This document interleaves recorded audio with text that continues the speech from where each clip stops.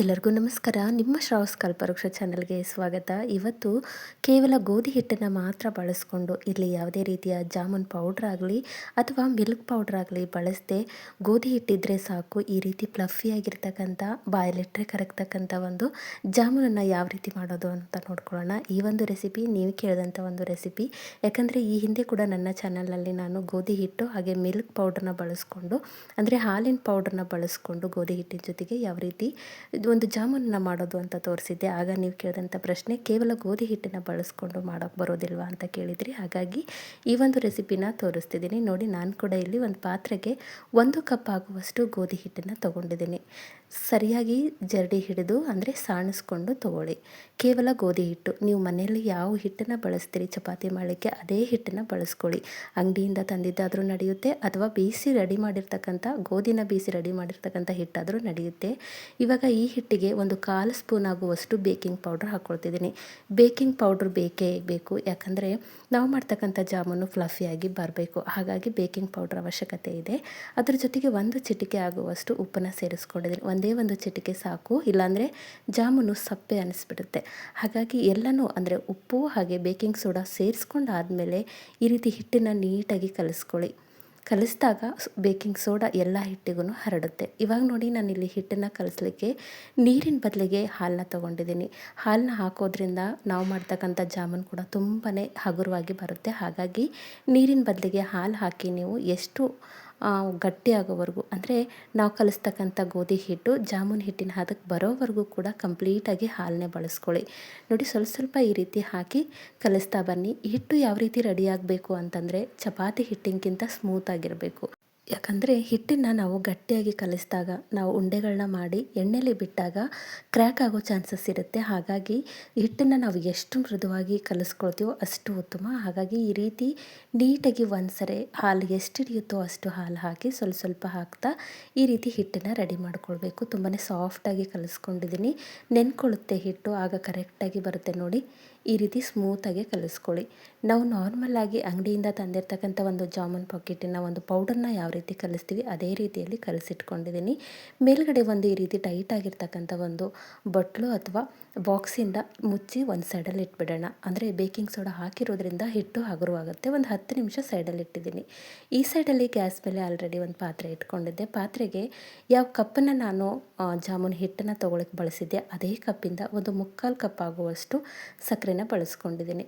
ನಿಮಗೆ ಪಾಕ ಉಳಿಬೇಕು ಸೇರುತ್ತೆ ಅನ್ನೋದಾದರೆ 1 ಕಪ್ ಆಗುವಷ್ಟು ಸಕ್ಕರೆನ ಸೇರಿಸ್ಕೊಳ್ಬೋದು. ಇವಾಗ ಅದೇ ಕಪ್ಪಿಂದ 1 ಕಪ್ ಆಗುವಷ್ಟು ನೀರನ್ನ ಹಾಕ್ಕೊಂಡಿದ್ದೀನಿ. ಇವಾಗ ನೋಡಿ, ಪಾಕ ತೊಗೊಳ್ಬೇಕು. ಇಲ್ಲಿ ಜಾಮೂನ್ ಪಾಕ ಗಟ್ಟಿ ಆಗಬಾರ್ದು ಅಥವಾ ಒಂದೆಳೆ ಪಾಕ ಕೂಡ ತೊಗೊಳ್ಬಾರ್ದು.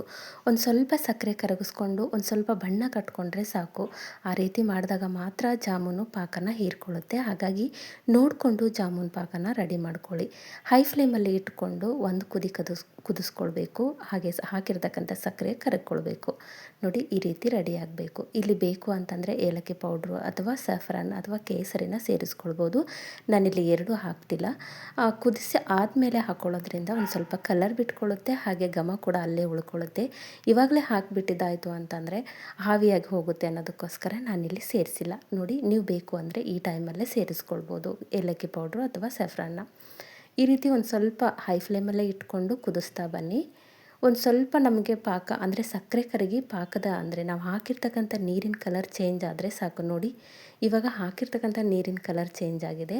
ಹಾಗೆ ಪಾಕ ಕೂಡ ಕರೆಕ್ಟಾಗಿ ರೆಡಿಯಾಗಿದೆ. ತೀರಾ ಗಟ್ಟಿನೂ ಅಲ್ಲ, ತೀರಾ ತಿಳಿನೂ ಅಲ್ಲ. ಇದನ್ನು ಒಂದು ಸೈಡಲ್ಲಿ ಎತ್ತಿಟ್ಬಿಡೋಣ. ಇವಾಗ ನೋಡಿ, ನಾವು ಪಾಕನ ರೆಡಿ ಮಾಡೋಷ್ಟರಲ್ಲಿ ಹಿಟ್ಟು ಕೂಡ ಕಂಪ್ಲೀಟಾಗಿ ನೆನ್ಕೊಂಡಿದೆ. ನೋಡಿ, ಒಂದು ಸ್ವಲ್ಪ ಕೈಗೆ ಅಂಟುತ್ತೆ, ಯಾಕಂದರೆ ಸ್ಮೂತಾಗಿ ಕಲಿಸಿರೋದ್ರಿಂದ ಕೈಗೆ ಅಂಟ್ಕೊಳ್ಳೋ ಚಾನ್ಸಸ್ ಇರುತ್ತೆ. ಹಾಗಾಗಿ ಇಲ್ಲಿ 1 ಸ್ಪೂನ್ ಆಗುವಷ್ಟು ತುಪ್ಪನ ಬಳಸ್ಕೊಳ್ತಿದ್ದೀನಿ. ನೀವು ಕೂಡ ತುಪ್ಪ ಅಥವಾ ಎಣ್ಣೆನ ಬಳಸ್ಕೊಳ್ಬೋದು. ಇವಾಗ ಒಂದು ಸ್ವಲ್ಪ ಈ ರೀತಿ ಕೈಗೆ ತುಪ್ಪ ಹಚ್ಕೊಂಡು ಅಥವಾ ಎಣ್ಣೆನಾದರೂ ಹಚ್ಕೊಂಡು ಹಿಟ್ಟನ್ನು ಚೆನ್ನಾಗಿ ನಾದ್ಕೊಳ್ಳಿ. ನಾವು ಯಾವ ರೀತಿ ಹಿಟ್ಟನ್ನು ನಾದ್ತೀವಿ ಅಷ್ಟೇ ಕರೆಕ್ಟಾಗಿ ಫ್ಲಫಿಯಾಗಿ ಮಾಡ್ತಕ್ಕಂಥ ಜಾಮೂನ್ ಬರುತ್ತೆ. ಈ ರೀತಿ ಒಂದು ಸ್ವಲ್ಪ ಎಣ್ಣೆ ಅಥವಾ ತುಪ್ಪನ ಹಚ್ಕೊಂಡು ಹಿಟ್ಟನ್ನು ನಾವು ಚಪಾತಿ ಹಿಟ್ಟಿನ ಹದದಲ್ಲಿ ನಾದ್ಕೊಳ್ತಾ ಬರಬೇಕು. ನೋಡಿ, ನಾವು ನಾದುವಾಗಲೇ ಗೊತ್ತಾಗುತ್ತೆ ನಮ್ಮ ಒಂದು ಗೋಧಿ ಹಿಟ್ಟು ಈ ಒಂದು ಜಾಮೂನ್ ಹಿಟ್ಟಿನ ಹದದಲ್ಲಿ ನಮಗೆ ರೆಡಿ ಆಗುತ್ತೆ. ನೋಡಿ, ಎಷ್ಟು ಕೈಗೆ ಅಂಟೋ ರೀತಿಯಲ್ಲಿ ಇತ್ತು. ಒಂದು ಸ್ವಲ್ಪ ತುಪ್ಪ ಹಚ್ಚಿ ನಾದ್ಕೊಂಡಾಗ ಈ ಒಂದು ರೀತಿಯಲ್ಲಿ ಹಿಟ್ಟು ರೆಡಿಯಾಗಿರುತ್ತೆ. ಇದು ಇವಾಗ ಪರ್ಫೆಕ್ಟಾಗಿ ಜಾಮೂನ್ ಮಾಡ್ತಕ್ಕಂಥ ಹಿಟ್ಟು. ಮತ್ತು ಕೈಗೆ ಒಂದು ಸ್ವಲ್ಪ ತುಪ್ಪ ಅಥವಾ ಎಣ್ಣೆನ ಅಪ್ಲೈ ಮಾಡಿಕೊಂಡು ನಿಮಗೆ ಯಾವ ಸೈಜಲ್ಲಿ ಬೇಕೋ ಆ ಸೈಜಲ್ಲಿ ಹಿಟ್ಟನ್ನು ತೊಗೊಳ್ಳಿ. ನೋಡಿ, ತೊಗೊಳ್ಳುವಾಗಲೇ ಗೊತ್ತಾಗುತ್ತೆ ಎಷ್ಟು ಪರ್ಫೆಕ್ಟಾಗಿ ಹಿಟ್ಟು ರೆಡಿಯಾಗಿದೆ ಅಂತ. ಕರೆಕ್ಟಾಗಿ ನೆನ್ಕೊಂಡಾಗ ಇದೇ ರೀತಿಯಲ್ಲಿ ಹಿಟ್ಟು ಬರುತ್ತೆ. ಯಾವ ಸೈಜಲ್ಲಿ ನೀವು ಜಾಮೂನ್ ಮಾಡ್ತೀರಿ ಅಷ್ಟು ಹಿಟ್ಟನ್ನು ತೊಗೊಂಡು ರೋಲ್ ಮಾಡ್ತಾ ಬನ್ನಿ. ಒಂದು ಸ್ವಲ್ಪನೂ ಕ್ರ್ಯಾಕ್ ಇರಬಾರ್ದು, ರೋಲ್ ಮಾಡುವಾಗಲೇ ಗೊತ್ತಾಗುತ್ತೆ. ಹಾಗಾಗಿ ಕಂಪ್ಲೀಟಾಗಿ ಕ್ರ್ಯಾಕ್ಸ್ ಎಲ್ಲನೂ ಕವರ್ ಆಗೋ ರೀತಿಯಲ್ಲಿ ಈ ರೀತಿ ರೋಲ್ ಮಾಡ್ತಾ ಬನ್ನಿ. ತುಂಬಾ ಪರ್ಫೆಕ್ಟಾಗಿ ಬರುತ್ತೆ. ಹಾಲಿನ ಪೌಡರ್ನ ಬಳಸ್ತೇನೆ ಕೇವಲ ಗೋಧಿ ಹಿಟ್ಟಿಂದ ಕೂಡ ನಾವು ಈ ರೀತಿ ಪ್ಲಫಿಯಾಗಿರ್ತಕ್ಕಂಥ ಜಾಮೂನ್ನ ಮಾಡ್ಕೊಳ್ಬೋದು. ನೋಡಿ, ಇವಾಗ ರೋಲ್ ಮಾಡಿದ್ದೀನಿ. ಈ ರೀತಿ ರೆಡಿ ಮಾಡ್ಕೊಳ್ಬೇಕು. ಒಂದು ಸ್ವಲ್ಪನೂ ಕ್ರ್ಯಾಕ್ ಅನ್ನಿಸ್ಬಾರ್ದು. ಈ ರೀತಿ ರೆಡಿ ಮಾಡಿ ಇಟ್ಕೊಳ್ಳಿ. ಪ್ರತಿಯೊಂದನ್ನು ಇದೇ ರೀತಿಯಲ್ಲಿ ರೆಡಿ ಮಾಡಿ ಇಟ್ಕೊಳ್ಳಿ. ಇಲ್ಲಿ ನಾನು ಒಂದು ಸೈಜಲ್ಲಿ ಅಂದರೆ ಮೀಡಿಯಮ್ ಸೈಜಲ್ಲಿ ಜಾಮೂನನ್ನು ರೆಡಿ ಮಾಡ್ಕೊಳ್ತಿದ್ದೀನಿ. ನಿಮಗೆ ಯಾವ ಶೇಪ್ ಬೇಕೋ ಆ ಶೇಪಲ್ಲಿ ಜಾಮೂನ್ ರೆಡಿ ಮಾಡ್ಕೊಳ್ಬೋದು. ಅಂದರೆ ಜಾಮೂನನ್ನು ಈಗ ಎರಡೆರಡು ರೀತಿಯಲ್ಲಿ ಮಾಡ್ತಿದ್ದಾರೆ. ನಾನಿಲ್ಲಿ ಸರ್ಕಲಾಗಿ ನಾರ್ಮಲಾಗಿ ಯಾವ ರೀತಿ ಜಾಮೂನ್ ಮಾಡ್ತಾರೋ ಅದೇ ರೀತಿಯಲ್ಲಿ ಮಾಡ್ಕೊಳ್ತಿದ್ದೀನಿ. ನೀವು ಬೇಕು ಅಂತಂದರೆ ಈ ಸಿಲಿಂಡರ್ ರೀತಿಯಲ್ಲಿ ಕೂಡ ಜಾಮೂನನ್ನು ಮಾಡ್ಕೊಳ್ಬೋದು. ಪ್ರತಿಯೊಂದನ್ನು ಇದೇ ರೀತಿ ಕ್ರ್ಯಾಕ್ಗಳಾಗದೇ ಇರೋ ರೀತಿಯಲ್ಲಿ ಕರೆಕ್ಟಾಗಿ ಕವರ್ ಮಾಡಿಕೊಂಡು ರೆಡಿ ಮಾಡಿ ಇಟ್ಕೊಂಡಿದ್ದೀನಿ. ನೋಡಿ, ಗೋಧಿ ಹಿಟ್ಟಿನಿಂದ ಮಾಡಿರ್ತಕ್ಕಂಥ ಒಂದು ಜಾಮೂನ್ ರೆಡಿಯಾಗಿದೆ. ಇವಾಗ ಇದನ್ನು ಫ್ರೈ ಮಾಡ್ಕೊಳ್ಬೇಕು.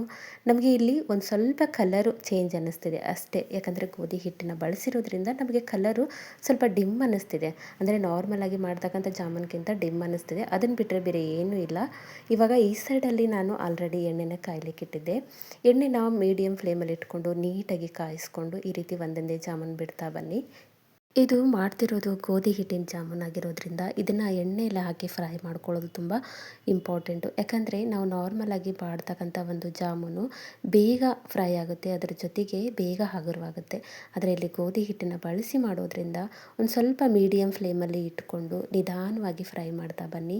ಬಣ್ಣ ಬದಲಾಗಬೇಕು, ಅಂದರೆ ಗಾಢವಾಗಿ ಬಣ್ಣ ಕಟ್ಕೊಳ್ಬೇಕು. ಅದ್ರ ಜೊತೆಗೆ ಒಳಗಡೆ ಕರೆಕ್ಟಾಗಿ ಬೆಂದ್ಕೊಳ್ಬೇಕು. ಹಾಗಾಗಿ ಒಂದು ಸ್ವಲ್ಪ ಈ ರೀತಿ ಕೈಯಾಡಿಸ್ತಾ ಇರಿ. ಯಾವಾಗಲೂ ಒಂದೇ ಸೈಡಲ್ಲಿ ಇಟ್ಟಿದ್ದಾಯಿತು ಅಂತಂದರೆ ಬೇಗ ಸೀದು ಹೋಗುತ್ತೆ. ಹಾಗಾಗಿ ಈ ರೀತಿ ಕೈಯಾಡಿಸ್ತಾ ಈ ರೀತಿ ಬಣ್ಣ ಬದಲಾದ ಮೇಲೆ ನೀವು ಜಾಮೂನನ್ನು ತಗೊಳ್ಳಿ. ಅಂದರೆ ಒಳಗಡೆ ಕರೆಕ್ಟಾಗಿ ಬೆಂದ್ಕೊಳ್ಳುತ್ತೆ. ಹಾಗಾಗಿ ನೋಡಿಕೊಂಡು ಮೀಡಿಯಮ್ ಫ್ಲೇಮಲ್ಲಿ ಇಟ್ಕೊಂಡು ಒಂದು ಸ್ವಲ್ಪ ಕೈಯಾಡಿಸ್ತಾ ಒಂದು ಸ್ವಲ್ಪ ನಾವು ಈ ನಾರ್ಮಲಾಗಿ ಮಾಡ್ತಕ್ಕಂಥ ಜಾಮೂನಿಗಿಂತ ಒಂದು ಸ್ವಲ್ಪ ಟೈಮ್ ಕೊಟ್ಕೊಂಡು ಫ್ರೈ ಮಾಡ್ಕೊಳ್ಬೇಕು. ಇವಾಗ ರೆಡಿಯಾಗಿದೆ. ಒಂದು ಬ್ಯಾಚನ್ನ ನಾನು ರೆಡಿ ಮಾಡಿ ಇಟ್ಕೊಂಡಿದ್ದೀನಿ.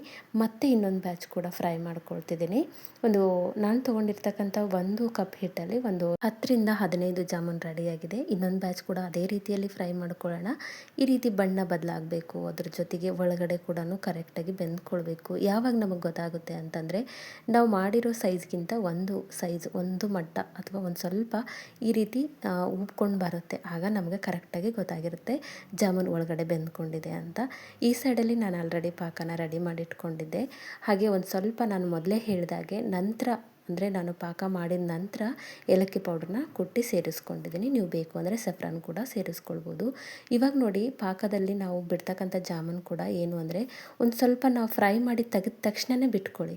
ಯಾಕಂದರೆ ಗೋಧಿ ಹಿಟ್ಟಿಂದ ಆಗಿರೋದ್ರಿಂದ ಹೀರ್ಕೊಳ್ಳೋಕ್ಕೆ ಬಿಸಿಯಾಗಿರ್ತಕ್ಕಂಥ ಜಾಮೂನ್ ಇರಬೇಕು. ಹಾಗಾಗಿ ನಾವು ಫ್ರೈ ಮಾಡಿದ ತಕ್ಷಣವೇ 1 ನಿಮಿಷ ಅಥವಾ 2 ನಿಮಿಷ ಬಿಟ್ಕೊಂಡು ಇನ್ನೂ ಬಿಸಿ ಇದೆಯೇ ಅಂದಾಗಲೇ ಜಾಮೂನನ್ನು ಪಾಕಕ್ಕೆ ಬಿಡಬೇಕು. ಅಂದಾಗ ಜಾಮೂನು ಪರ್ಫೆಕ್ಟಾಗಿ ಪಾಕನ ಹೀರ್ಕೊಂಡಿರುತ್ತೆ. ಇವಾಗ ಮೇಲ್ಗಡೆಯಿಂದ ಒಂದು ಪ್ಲೇಟ್ನ ಮುಚ್ಚಿ ನಾನು ನೈಟ್ ಮಾಡಿದ್ದೆ, ಬೆಳಗ್ಗೆ ತೆಗೆದು ತೋರಿಸ್ತಿದ್ದೀನಿ. ಅಂದರೆ ಈ ಜಾಮೂನನ್ನು ನಾನು ನೈಟೇ ಮಾಡಿಟ್ಕೊಂಡಿದ್ದೆ. ಇವಾಗ ನೋಡಿ ಕರೆಕ್ಟಾಗಿ ಪಾಕ ಹೀರಿದೆ. ಗೋಧಿ ಹಿಟ್ಟಿನ ಜಾಮೂನ್ ಏನಾದರೂ ಮಾಡ್ತಿದ್ರಿ ಅಂದರೆ ನೈಟ್ ಮಾಡಿಡಿ, ಬೆಳಗ್ಗೆ ಕರೆಕ್ಟಾಗಿ ಪಾಕ ಹೀರ್ಕೊಂಡಿರುತ್ತೆ. ಒಂದು ಸ್ವಲ್ಪ ಟೈಮ್ ಹಿಡ್ಕೊಳ್ಳುತ್ತೆ ಪಾಕ ಹೀರೋಕ್ಕೆ. ಹಾಗಾಗಿ ಇವಾಗ ನೋಡಿ ಪರ್ಫೆಕ್ಟ್ ಆಗಿರ್ತಕ್ಕಂಥ ಒಂದು ಗೋಧಿ ಹಿಟ್ಟಿನ ಜಾಮೂನು ರೆಡಿಯಾಗಿದೆ. ತುಂಬಾ ಪರ್ಫೆಕ್ಟ್ ಆಗಿದೆ. ಅದರ ಜೊತೆಗೆ ಒಂದು ಸ್ವಲ್ಪ ಟೇಸ್ಟ್ ಇಲ್ಲಿ ಬದಲಾವಣೆ ಅನಿಸುತ್ತೆ. ಯಾಕಂದರೆ ಗೋಧಿ ಹಿಟ್ಟಿಂದು ಅದ್ರ ಜೊತೆಗೆ ಇಲ್ಲಿ ಯಾವುದೇ ರೀತಿಯ ಹಾಲಿನ ಪೌಡ್ರನ್ನ ಮಿಲ್ಕ್ ಪೌಡ್ರನ್ನ ಬಳಸಿರೋದಿಲ್ಲ. ಹಾಗಾಗಿ ಟೇಸ್ಟ್ ಒಂದು ಸ್ವಲ್ಪ ಬದಲನಿಸುತ್ತೆ. ಅದನ್ನು ಬಿಟ್ಟರೆ ಹೆಲ್ದಿಯಾಗಿರ್ತಕ್ಕಂಥ ಆರೋಗ್ಯಕರವಾಗಿರ್ತಕ್ಕಂಥ ಜಾಮೂನ್ ರೆಡಿಯಾಗಿದೆ. ಈ ಹಿಂದೆ ಕೂಡ ನನ್ನ ಚಾನಲಲ್ಲಿ ಇದೇ ರೀತಿಯಲ್ಲಿ ಇನ್ನೊಂದು ರೀತಿಯ ಜಾಮೂನ್ ರೆಸಿಪಿನ ಅಪ್ಲೋಡ್ ಮಾಡಿದ್ದೀನಿ. ಇಂಟ್ರೆಸ್ಟ್ ಇತ್ತು ಅಂತಂದರೆ ಒಂದ್ಸರಿ ಚೆಕ್ ಮಾಡ್ಕೊಳ್ಳಿ. ಐ ಹೋಪ್ ಇವತ್ತು ನಾನು ಮಾಡಿರ್ತಕ್ಕಂಥ ಈ ಒಂದು ಗೋಧಿ ಹಿಟ್ಟಿನ ಜಾಮೂನ್ ರೆಸಿಪಿ ನಿಮಗೆ ಭಾಳ ಇಷ್ಟ ಆಗದ ಅಂದ್ಕೊಳ್ತೀನಿ. ಇಷ್ಟ ಆಗಿದ್ದರೆ ದಯವಿಟ್ಟು ನನ್ನ ಚಾನಲ್ನ ಸಬ್ಸ್ಕ್ರೈಬ್ ಮಾಡ್ಕೊಳ್ಳಿ. ಈ ಒಂದು ರೆಸಿಪಿನ ನಿಮ್ಮ ಫ್ರೆಂಡ್ಸ್ ಆ್ಯಂಡ್ ಫ್ಯಾಮಿಲಿಗೆ ಶೇರ್ ಮಾಡಿ. ನಾಳೆ ಮತ್ತೊಂದು ಹೊಸ ರೆಸಿಪಿಯೊಂದಿಗೆ ಸಿಗೋಣ. ಧನ್ಯವಾದ.